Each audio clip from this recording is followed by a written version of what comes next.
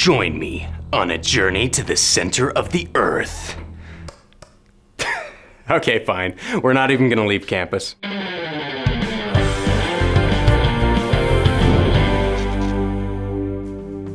Even with all our scientific and technological advances, we still haven't been able to build a machine that can get us past the Earth's crust. So how do we know that there are layers past the crust, like the mantle and the core?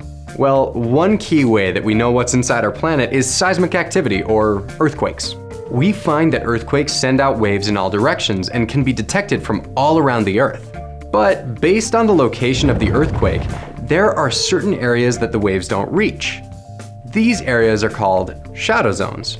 So what's casting these seismic shadows? Well, let's look at two types of waves that travel through the Earth.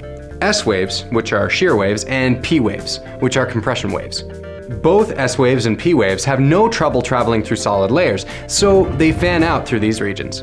But since shear waves can't travel through liquids, the S wave shadow zone teaches us that there must be a layer of liquid inside of the Earth, preventing them from traveling through.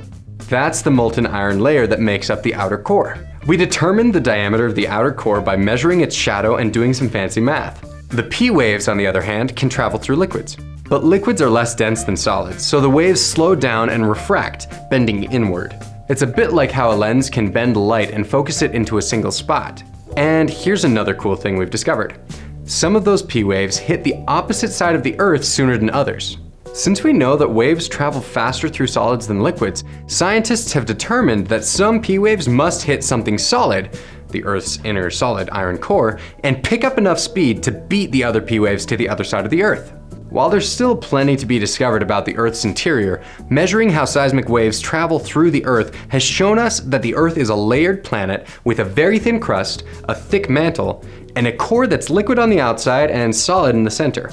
That's it for this episode. Check out the links in the description below for more science, and drop by science.byu.edu to learn more about studying geology at Brigham Young University.